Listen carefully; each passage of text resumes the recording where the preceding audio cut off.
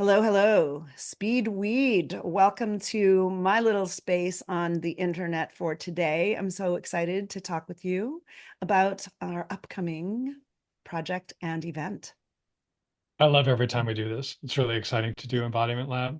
I'm excited to do it in San Francisco at Alchemy Springs. It You've seen the is. place. I haven't yet. I have, and it's a beautiful place. Wait till you see it. There is an incredible cedar 40-person sauna that takes up most of Mm. their backyard area, and as well as a couple of cold plunges, which I don't know if I'm going to have the guts to jump into this time, but maybe I will.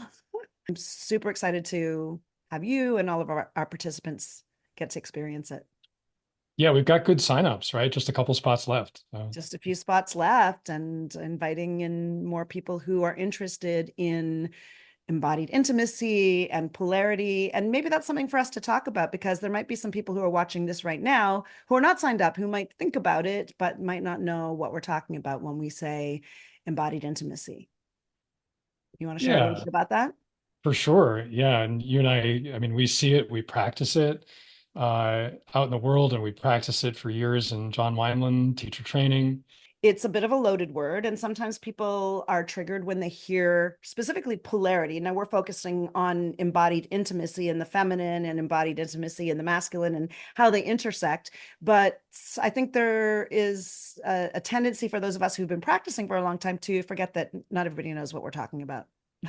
Yeah, it's really true. And this is real simple on the guy side, right? Because most guys I know are lost in their head. They're thinking about things all the time, right? Because we are solving problems and fixing things and thinking about things. And when it comes to actually relating with another human being in a romantic or a charged way, it really helps if we're able to get out of our heads and into our bodies, feeling our hearts and our guts and the lower parts of our body. And so one of the things we do in Embodiment Lab is really get into our bodies so that when we come into a relational moment, when we come into an intimate moment of practice, we're really present and grounded and out of our racing minds and down in our present bodies. Sometimes we can forget about our bodies altogether, and it is absolutely the starting point for us all in terms of connection with ourselves and with each other. And so maybe we talk a little bit about the structure of that and what that will look like specifically on the day. We have three sections for Embodiment Lab, the way we've created it and the way it's evolved over time, where the first section is really about people getting a chance to connect with each other as a group, as a collective, so that they can experience a little bit more intimacy with each other in a very safe, casual, friendly, social way that hopefully is going to be a little bit of fun too, before we even move into the separated embodiment practices, which Yeah, is we come together and just sort of say, hey, we're a group of people. We might know some of our people know each other and some won't. And hey, we're going to go on a journey together over the next, several hours. Yeah, and then we separate into masculine practitioners and feminine practitioners. And I take the guys off, and we get into our bodies and into our presence and into our fierceness and into our open hearts. And uh, really, the trick for most men, I find, is figuring out how to be really present and really still and really open. mm, mm, And this was something I had to be taught. And yet, at the same time, once I was led there by some good teachers, I recognized it's been here all along. I just mhm. hadn't touched it very much. So it's really a matter of like coming home to a place that is familiar, even if though it's not necessarily, well practiced. And when men do this and sit in front of feminine practitioners, it opens things up. Yeah, and I want to just not let it go past that I felt that moment just now where you dropped into a kind of centeredness, and through mirror neurons, through the way that we're connected, even in a situation where we're not even in the same space, I felt it. And that Mhm. helps me to regulate. And it is such a beautiful starting point for any kind of connection, any kind of intimacy. It's such a beautiful place for all kinds of connection to come from. Yeah. And I'm sure that anyone who's paying attention could feel it too, even though we are on video. Hmm. Mm. Yeah. And over Facebook or wherever we put this Yeah. out. Yeah. Yeah. So to note and just to appreciate and to just notice that how much the power of breath and relaxation and softness and centeredness with the women, a lot of times we're starting from that place of being connected with the self, but then the feminine embodiment is often about finding the ways that our spines can be more fluid and finding a little bit of the movement in the hips that feels natural. And it can be a very small movement, but for many of us, we're so in the mode of being and doing that that is almost a reclamation to Yeah. come back to that place of the smallest amount of fluidity and movement and freedom of expression. And I think of it as an unveiling of our feminine essence. Yeah. Yeah. So And then when we, after we've had our separated practices and we come together, there's something that really happens there that's quite magical. We feel, and in the lineage that we've studied, all human beings can embody masculine and feminine. We all have both. mhm. And when one person consciously takes on more of the masculine and the other person consciously takes on more of the feminine, something happens. There's a dynamic, there's a structure and a flow. One is trying to be the river and one is trying to be the river bank. And what I wanted to ask you is you have so much experience in dance Mm. and in the leadership and followership of dance. I can imagine, though I don't have a lot of experience at this, that if two people are trying to lead on the dance floor, it doesn't go very well. And if two people are trying to follow, it doesn't go very well. But if one is bringing structure and the other is bringing radiance and beauty, well, that's the dance that I've seen. I've seen your videos. It's pretty awesome. Yeah, you're starting to speak to a metaphor that is very close to my heart because I love the parallels between masculine and feminine. And of course, I'm a speaking coach, so speaking and listening, but as a partner dancer, leading and following. And I think it's such a beautiful metaphor. And of course, it's possible to dance with two people in the feminine. It happens at ecstatic dances all over the place. That's many people mostly dancing in the feminine all together. And that can be a great party and enjoyment and freedom and expression and play. But partner dancing, I would say, does require that at any given time, someone is primarily creating the structure, creating the direction, and leading. And of course, our dance is not gendered either. Sometimes the leader can be female and the follower can be male or any other gender. But it's the essence and the energetic of what we call masculine, or like some practitioners call alpha and omega. The polarities can be named differently. I like masculine feminine. It's age old. If the masculine is holding that structure in dance, then the follower can be expressive and be more in movement. So I love that metaphor. And I have some ideas about some ways that we can incorporate a little bit of that piece on Saturday. I love it's it. always evolving and changing. So it'll be fun to play with. I mean, yes, it sounds great. Great, great.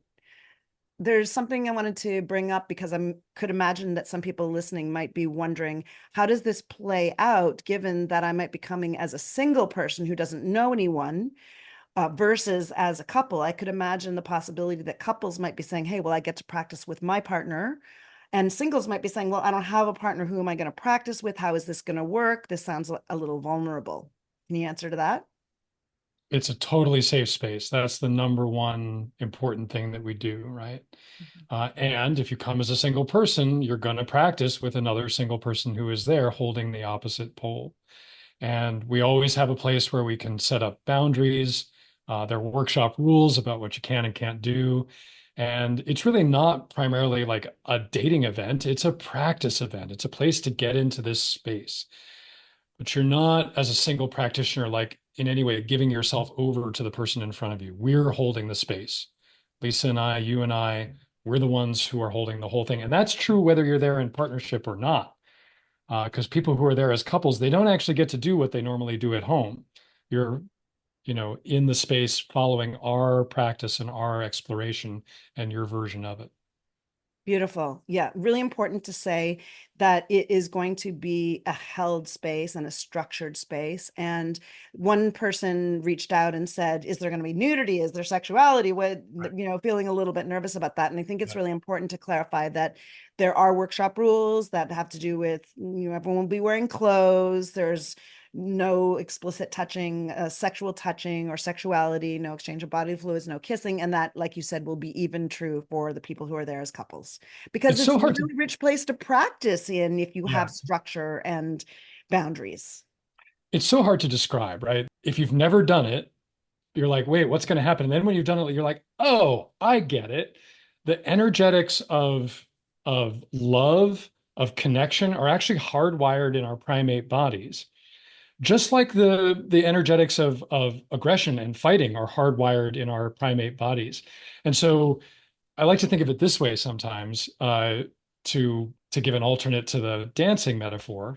When two martial artists appear on the mat and they bow in, they have no enmity between them, but they bow in and they start fighting. It's fake war, but it's done through discipline and art, and there's a structure to it that keeps them safe in that. An embodiment lab, we do the same thing, only on the love side of things.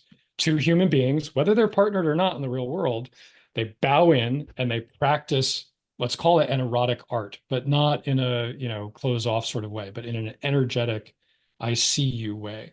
Most of our connection is through eye gazing, breath, presence, and receptivity, heart to heart.